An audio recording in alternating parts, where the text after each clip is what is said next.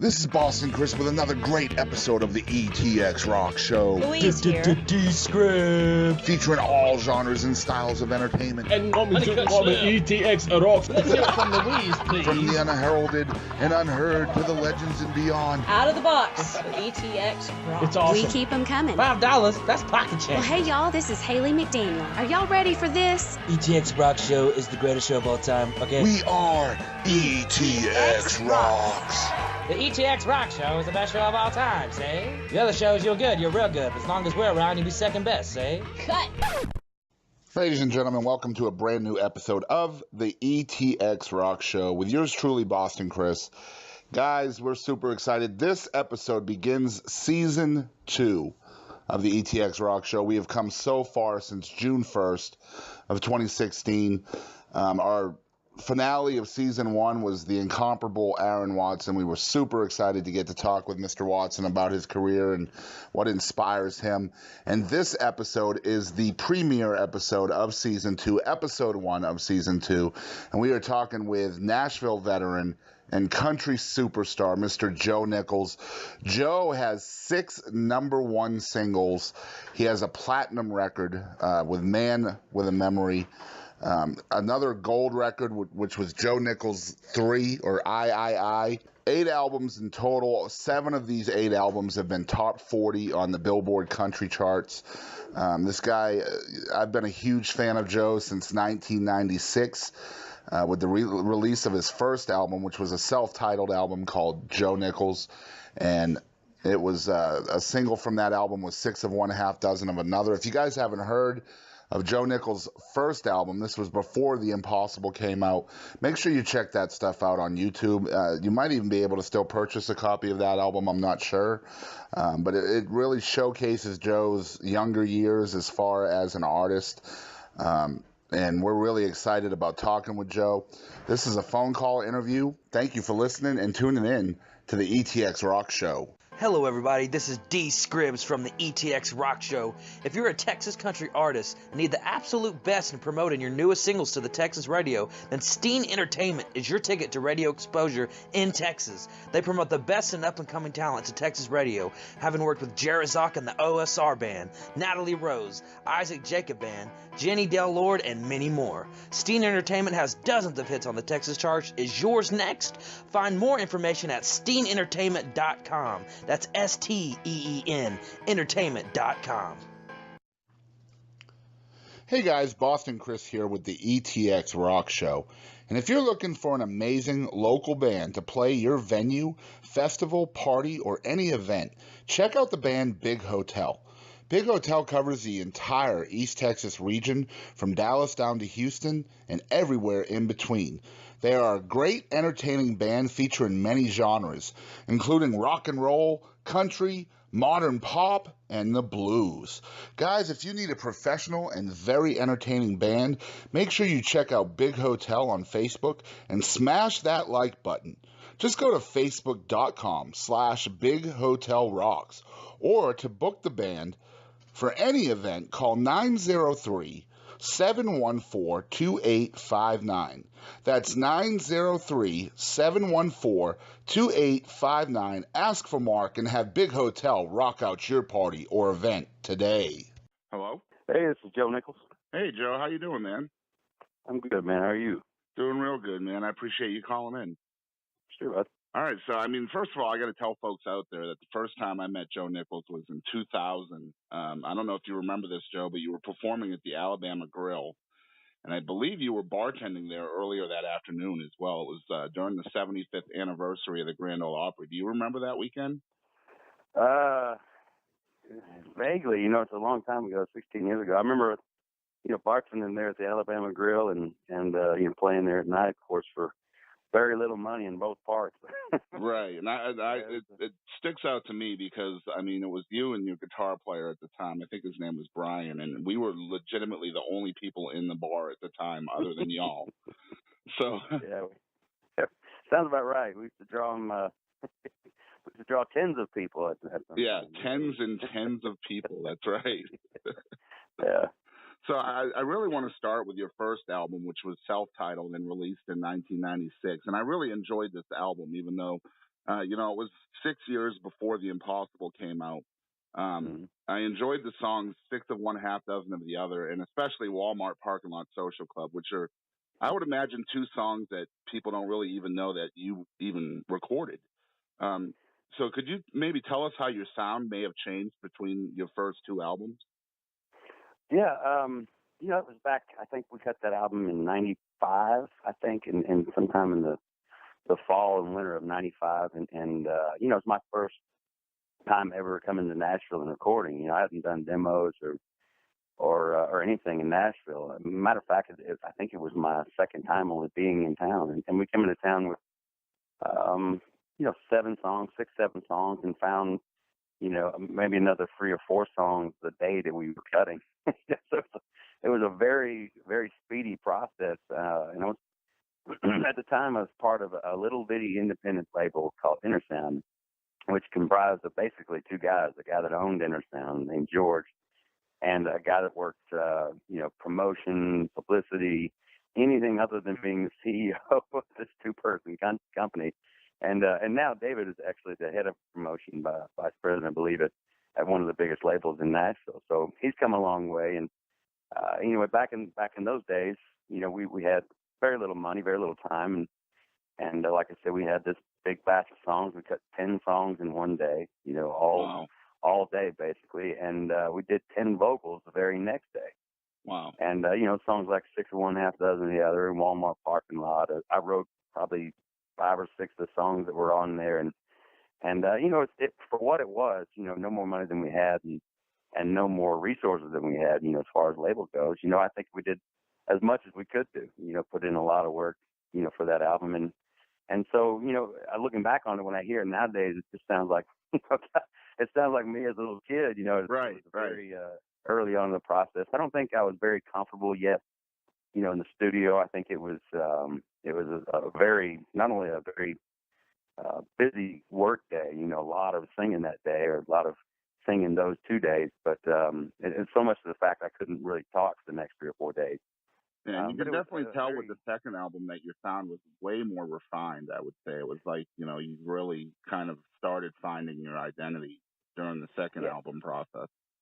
Yeah, and and taking from the very first album, that, like I said, on an independent label that was all we could do at the time. From there, for like you said, 6 years until we had The Impossible released in 2002.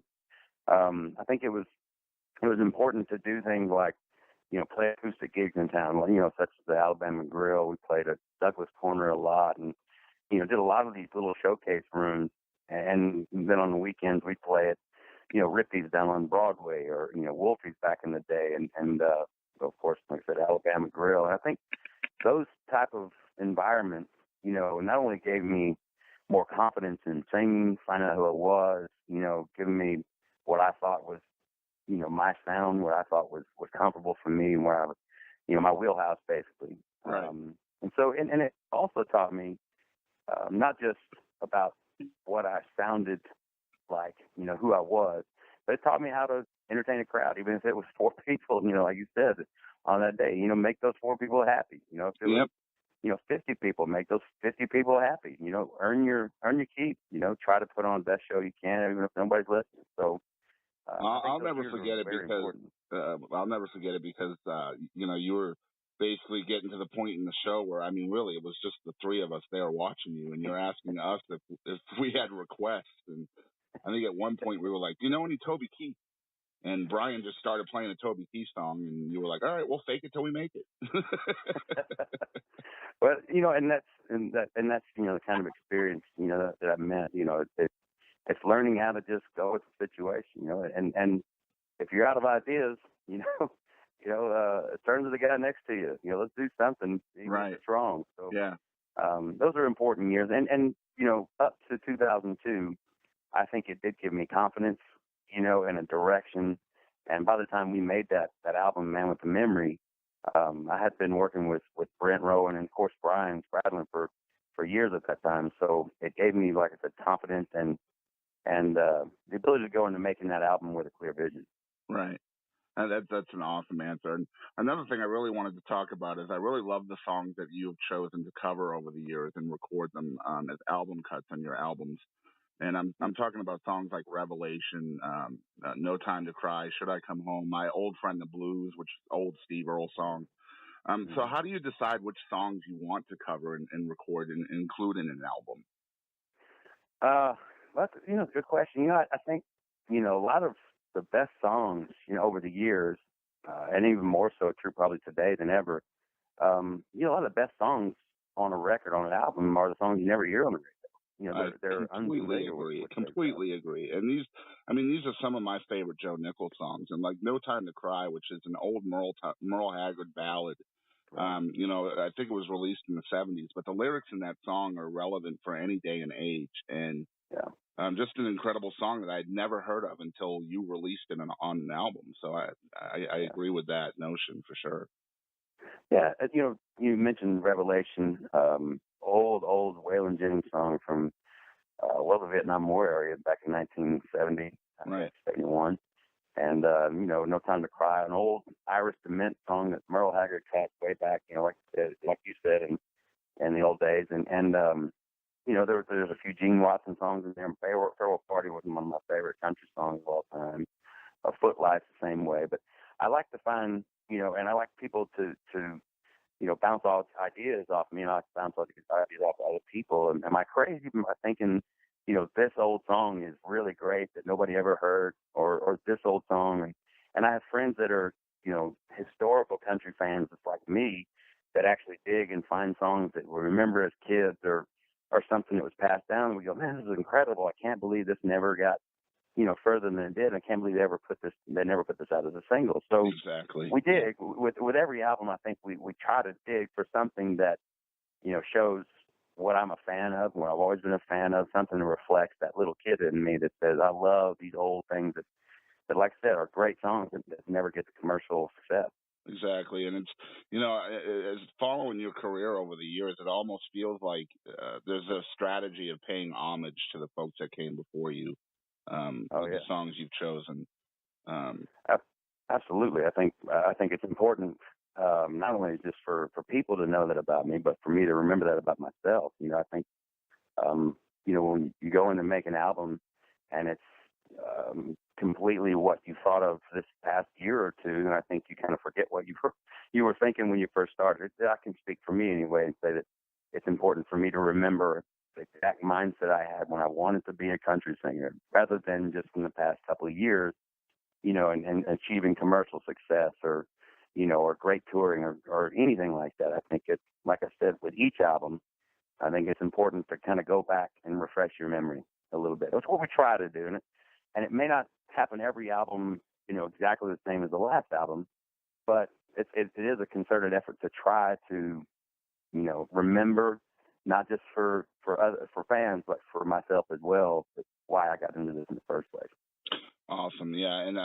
And that brings me to my favorite Joe Nichols song, and it might be another song that folks out there may not know about, and they really need to look this song up because the message behind the song is just unbelievable. It's called An Old Friend of Mine. I'd like to hear what your inspiration was behind this song, and also I'd love to direct people out there who might be listening to check out this video, because it might be the most heart-wrenching country video I have ever seen in my life. So what was the inspiration behind An Old Friend of Mine? Well, at the time, it's kind of hard to put into a succinct answer. I think at the time my life had just gone in several different directions. I had a lot of, personal things that really aren't out there, but I had a lot of, I don't like to use the word demons. I think they're kind of self-created, but I had a lot of problems that I just never dealt with. A lot of problems that I've, turned to, things of the flesh to kind of help and getting into habits and addiction and stuff like that. I think it was getting out of control. Everybody around me knew that except for me. And that song came around and it was like, aha, this is, this sums it up perfectly. Right. And, it was one of those things that was a powerful moment because it recognized I had come to the realization that this is what it is. This is the truth of my problem. And, here's where it kind of changes. This is where life kind of changes for me. And, everything from here on out, hopefully, is progress. But the video, was we shot, we spent our own money on it. It was, very cheap, the inexpensive video, I'll say. And we shot it at a friend of ours house. And, it was a single shot, which doesn't happen too much in country music videos for sure. Right. But it's one single, straight through the whole song. Just one very single toned shot. down. Very toned down. Yeah. Yeah, and that was the message is that, the vocal and the piano are the only things on the song. There's not a big arrangement or anything like that. It's not big instrumentation. It's just a piano and a vocal, stripped down, simple but powerful message. And the video kind of reflected just that.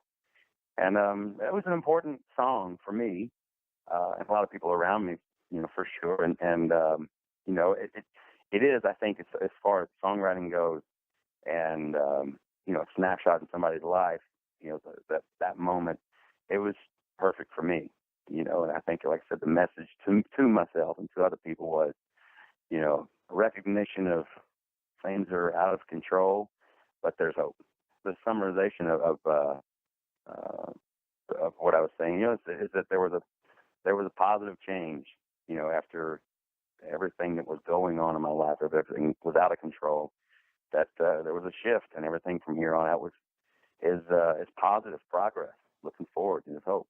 And it's a very inspirational message too, and again, very relevant message as well. So that brings me. Let me ask you this. Tell us about the process as an artist in identifying songs that make sense from your viewpoint as an artist. I can't speak for everybody, obviously, but I will say that, in my opinion, as an artist, even as an artist that doesn't necessarily write everything that they sing, which I feel like there is a legitimate criticism of some artists that don't write everything they sing, but at the same time, it's kind of unfounded in a lot of ways. And what I mean is, an artist can be an expressionist. You can take a picture, of a photograph of George Washington and paint it like you see it. Right. So you can take a song and then express it how you feel it, and it's something that connects with that inner tuning fork in your soul, and say, I connect with that song. I believe that song. I believe that song speaks to me and for me. So here's how I would sing it. Here's how I would produce it. Here's how I want people to view this song in my language. So I think for me as an artist, I think believability. I think that the believability, that the truth of yourself has to be within a song. I can't sing, from my perspective I can't sing like a 17-year-old girl. Right. I can't sing to her experiences as a child, or I can't speak as a person who's 80, who's lived it all. I can only speak for myself and the past that I've had, the childhood, the adulthood that I've had, and the experience that I've had from life. So I think that's number one. Like I said, believability, songs that connect with your soul and speak to you and for you, from truth. Right. Awesome. So, recently your music, I'd say within the last 3 or 4 years, has taken on a slight rock and pop edge. The vocals are still traditional, but it's kind of refreshing to hear a different tilt to your style. Do you feel like you've taken any hits from the so-called traditional purists throughout this process? A little bit. It's tricky because I think the criticism is fair. It has gotten pretty. I wouldn't say it's gotten too far into the pop or the rock world that it's unrecognizable. Right. But there's a point where two things. One is I have to grow in a lot of ways every day. Certainly with every album, and in another way, I have to at some point appeal to masses, on some level, or otherwise I won't get to make many more records.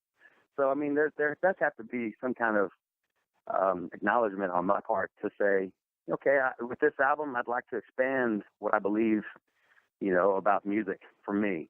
Right. And at the same time, if I'm going to be a broader sounding artist, let's do it smartly. Let's do it with some appeal to people instantly, not just a person that can, like in the old days, sit down and listen to 11 songs front to back and really dig into each song. We have to, catch people's ear within 45 seconds sometimes. So, sometimes even art, quicker than that. Yeah, that's exactly right. So, sometimes the art does have to, step in one direction of the commerce side of music. Not to say that that's a great thing, but that's a reality. And for me, I think with the new stuff, I think it is kind of that balance between what I find is artistic and what is 100%, to my soul, and what is at the same time appealing to other people. Right. Because if I were making records to make just me happy, who knows? Yeah. I may make a great record, but I might also make a record that was in the 99-cent bin quickly too. Right. So, I mean, do you feel like there's mounting pressure to change your style to fit what's popular today? I don't know if it's a changing of the style. I think it's, make it fresh. You know what I mean? I don't think we can apply the same tools, in 2017 as we did in 1996 or 2002 or even 2010. Right. I think sometimes it's not necessarily the sound or the artist. Sometimes it's just technology. That's the way it sounds today on the radio, or that's the way it sounds coming out of the studio because nobody uses the 96 channel Neve anymore. Right. It's ever evolving. Right. And you're kind of limited to what the current technology is. Although I do hear, some artists out there, a couple friends of mine do kind of go back old school and try to cut things the way they were cut in the 60s or the 70s. And I think that is, as appealing as anything to me. But I think, stepping back into, the current sound versus, how it's changed over the years since my first record, I think, it's inevitable for people to kind of grow at some point. Even one of my heroes, George Strait, if you go back to his early records, to his later records, they kind of don't sound the same. No, they really don't. They sound, updated, in some better scenarios than others, some records better than others. But, Merle Haggard's the same. I look at, Merle Haggard in the early 60s and Merle Haggard in the mid 80s, and that's a different sound. It's quite a different sound. And there's a reason why they stuck around as long as they did. They had to evolve. Correct. I believe that 100%. I believe that, those guys were smart about their songs. They were smart to know that, what I could do in 1964 is different than what I can do in 84. At the same time, in the shows, this is my evolution. We can play, songs. I can play songs like The Impossible and Broken Heart still, and I still feel like those are current sounding songs. Absolutely. And I sit them next to Sunny and 75 in the set list, and I don't feel any different about either one of them. Right. And I mean, you've also had several very inspirational storytelling songs, like The Impossible you just mentioned, but also If Nobody Believed in You, and one of my favorites, I'll Wait for You. What draws you to choose these songs to release as singles? Well, it's the hit you in the gut feeling. Sometimes when you hear a song, with The Impossible, I thought it's kind of a microcosm of what we talked about. I think it was great in that it was country. It felt like it was catchy, and it felt like the message was powerful. Right. So those were all three good components of what I feel is a really well written song because of that. So, yeah, I feel in the studio, if I could sing it well and deliver the message correctly, then that might be a special song. It turned out it was a big hit, and I think that way about I'll Wait for You. It's one of the songs when I first heard it. It's a Harley Allen song, and I love Harley Allen. Bill Anderson, I believe, was a co-writer on that too. So yes. Oh my gosh.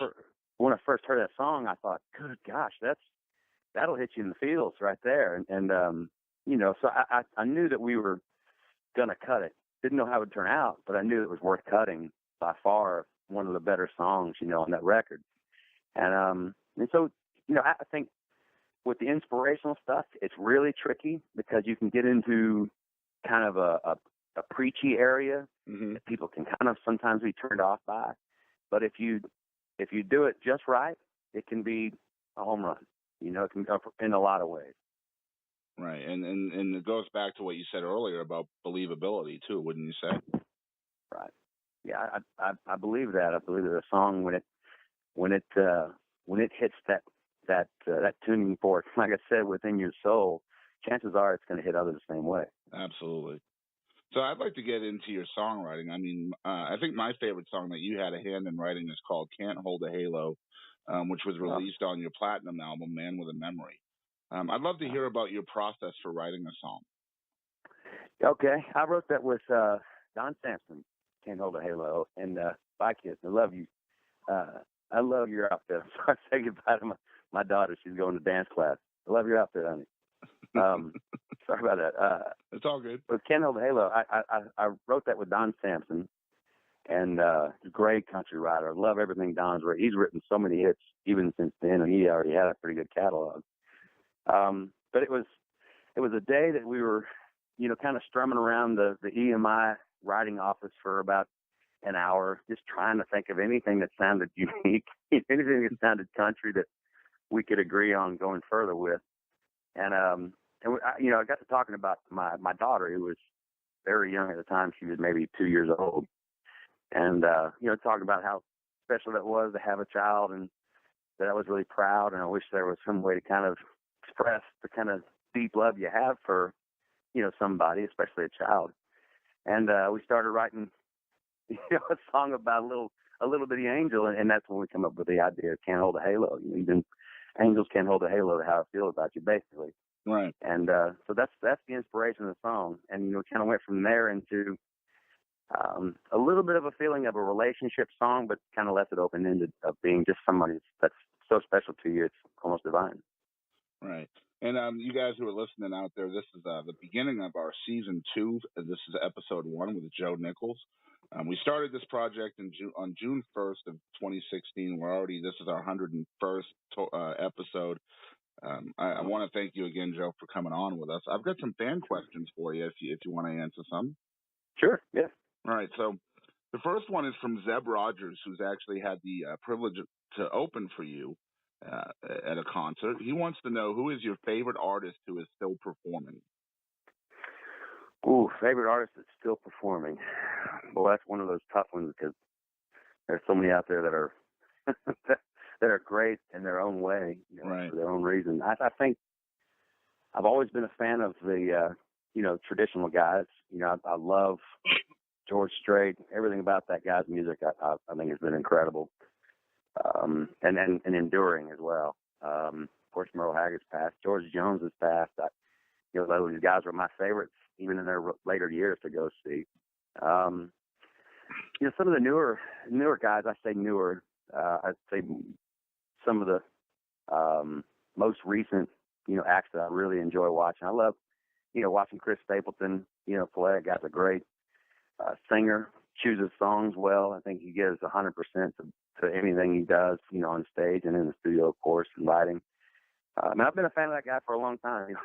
I was telling people about him back in 2003, I think, that this guy, if he's not a superstar, there's no justice in the world. So, right. I've been a fan for a long time of his. Like Josh, I think Josh has got a great country sound. He's Josh Turner, great country singer, that kind of style that I like. And there's some new guys that are coming up that have a cool, vibe about them. We did a show the other day with Chris Jansen. I thought he had a pretty cool deal on stage. Did a little kick drum, played guitar, and played harmonica and sang. I thought that was pretty impressive. Here I am, just kind of sitting up there doing my all shucks thing. But there's some great artists, I think, that are out there still touring that are worth buying the ticket for and stepping out to see. Awesome. And now from April Taz Davidson, she wants to know, out of all the songs you recorded, which one is your favorite and why? I think you hear a lot of artists say hard to pick. It's kind of like choosing your favorite kid. Right. But I don't know. I think there's probably a favorite or two on each album, and I think for different reasons, and they're all kind of from different times in my life. I go back to the Man with the Memory album, and I think the title song, Man with the Memory, is probably my favorite, at least one of my top favorites that I've ever done, just because I think the record today still, for me, is something I like listening to. I think I agree. It makes me very proud. But, Footlights, on this most recent Crickets album, you mentioned No Time to Cry earlier. I love No Time to Cry and Revelation. There's a song called If I Could Only Fly on the, I believe that was on the Real Things album. Yep. Old Things New, the title track from that record. Those are some of my favorites. Awesome. And all of those were incredible songs. I really like the title track to Man with a Memory as well. That's one of my favorites. All right, so Fat Matt from KYKX 105.7 wants to know, when will you be stopping by the station so they can interview you?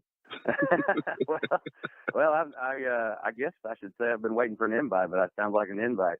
So I'd love to stop by. I live here in Tyler, listen to the radio quite a bit, and I'd love to come over and say hi. Of course, know a lot of people in town, so I'm afraid of looking like a fool, but that's never stopped me before. Yeah, I had to put that in there just because he wanted to know what you would say. All right, from local country singer David Smith, he wants to know, is there anything you would go back and change if you could? Ooh, yeah. How much time we got? As much as you want. There's a lot that I would change. Just I don't know if I would do any better in life if I did, but I guess I would go back and pay more attention to the big moments that were happening in my life, early on, and even as recent as the last couple of years. I think sometimes for me, and this is a very real problem that I've always had, is that recognizing the gravity of the moment before it's past. It's always been something that I've struggled with. I look back on the Grammys in 2002 and 3 and 4, and I think, wow, I should have stopped and looked around and enjoyed that moment more, because I haven't been nominated for a Grammy since. And at the time, I thought, well, this is pretty cool. I wonder what it'll be like next year. Yeah. Instead of just looking around and saying, I'm grateful for this right now. So some things like that. I look back and I wish that I'd have paid more attention to the fine print on a lot of situations. I think that's kind of bitten me in the rear end a few times, not really paying attention to the little details, and just watching what was around me. I think I kind of took on a caricature of myself and just became the artist guy that's a little aloof and kind of wacko at times, and just wanted to go play and sing my songs at night, and y'all take care of the business. I wish I'd have been more serious. Right. All right, so last fan question. This is from singer-songwriter Haley McDaniel. She wants to know if Tequila Makes Her Clothes Fall Off was inspired by actual events. Of course it is. I think we all have or know somebody that has, a tequila story or two. I can think of many occasions that I've had some of those moments that I think, wow, shouldn't have done that. I think, even as funny as, my mom has got some stories back, and she's not a drinker or tequila person at all, but she's had that moment, or two that I've gone, this is pretty hilarious. But I think we all have those. So I guess the answer is yes, but it's hard to put my finger on just one. Right. All right. So I've got some quick questions for you. These are just 5 questions that are kind of silly and don't have any meaning, but we like to just have a little bit of fun with our guests at the end of the show. So here we go. Okay. On average, how many times a week do you hurt yourself attempting to dance in the shower? Attempting to what in the shower? Attempting to dance in the shower. Well, I don't think I ever dance in the shower, and if I do, I think it's probably more painful for my wife than it is for me. Okay, on a scale of 1 to 10, how intolerable do you find baby pictures on social media? Well, you know what? I don't look, so I guess, I'm pretty tolerable of them. My wife's more into that than I am, and every now and then she'll come across something that's funny, but yeah, I don't have a problem with it, I guess. All right, number 3, how violently do you have to fight the urge to scream when you hear the ice cream truck coming? I don't think I've heard one in 10 years. But if I did, it'd be a pretty tough struggle. I'd have to kind of run out there. If I had any, I'd have to find some coins around somewhere. That's been a long time. All right, so number 4, what do you think cats dream about? Ooh, well, I think cats dream about themselves. They act pretty cocky. I don't. like little conceited little characters, but yeah, I'd have to think themselves. All right. And the last one of these, how long do you wait after finishing your first plate of food before getting a second plate of food? Ooh, I'm a quick eater, so not very long. Depends on the meal, really. If I'm just being polite, I'll put it down after one. But if it's something my wife really makes great, then yeah, like I said, I'm pretty quick. All right, so my last question for you, Joe, is I think your most recent single was called Undone, right? Right. So when can fans expect a new album from you? We're not quite done. We've done some work over the Christmas break a little bit toward the middle of December, and I think we're going to be back after and finish up some final touches probably within the next 2 weeks. And then I think we'll probably deliver the album in maybe early March, maybe late February, late February. And so I think probably release would be, hopefully, best case scenario, maybe June. Awesome. So not that far. That's exciting. Hopefully, that's right. Like I said, if all goes right and we're finished and we feel like we've got all the songs necessary and we feel like the album as a whole feels like a congruent message, or at least that the songs belong together.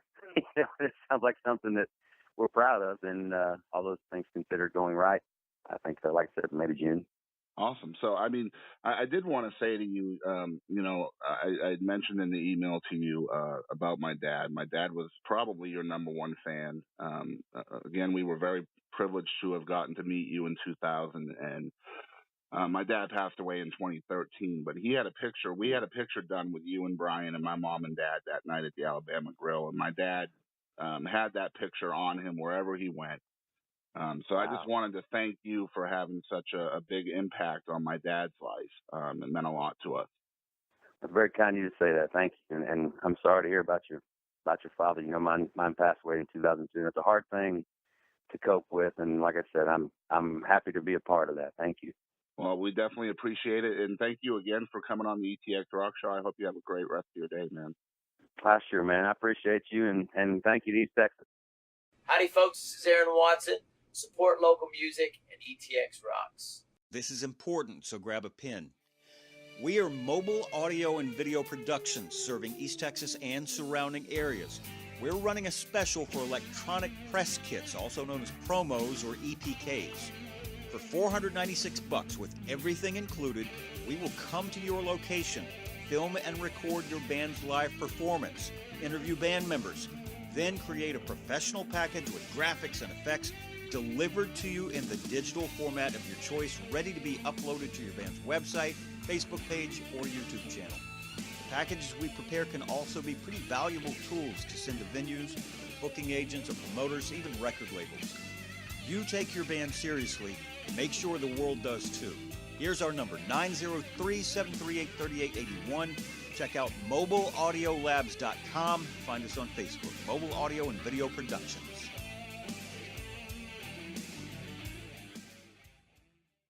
Hey guys, I'm Katie Lynn, and make sure to tune in to ETX Rocks with Boston Chris. This is Aaron Watson, ETX Rocks. ETX Rocks, Alan Fox Band. Hey guys, we're the Morning Madhouse. I'm Carter. I'm Brandon. I'm Ginger. It's the best podcast ever made in all of history.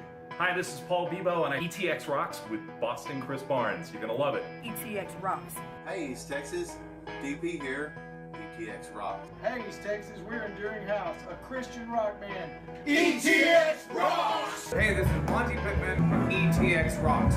Hey East Texas, Jaden Farnsworth, ETX Rocks. Hey everybody, I'm David McCarty with the Gypsy Creek Band. As always, ETX Rocks.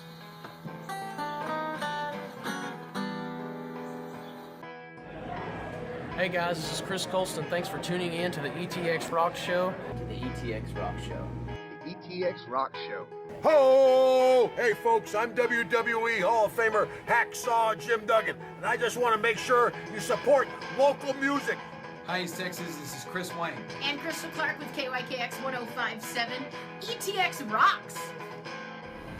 Hey East Texas, we're Lady Chaz and the Tramps. And just remember, ETX Rocks. Hey, this is Todd Freeman of ETX Rocks with Boston Chris. Hey East Texas, I'm Waylon Hicks, and remember, ETX Rocks. Hey, what's going on, guys? This is the one and only SP and Mexicano con Estilo. Make sure to support your local music, and ETX rocks. Hello, we're one way home. Hey, East Texas, this is Teaser. Please continue to support local music. And always remember, ETX rocks! Howdy, folks. This is Aaron Watson. Support local music and ETX rocks. Hey, this is Chris Colston, and make sure you support local music and ETX rocks. Hey, this is Hannah Kirby. Thanks for tuning in to the ETX ROCKS Show. Tough guy, ho! Covering music-related content of all genres. If it filters through Eastern Texas, it's fair game. Y'all bring it. From Texarkana down to the coast and Dallas down to Houston and everything in between, we are ETX Rocks! Hit the brakes! Cut!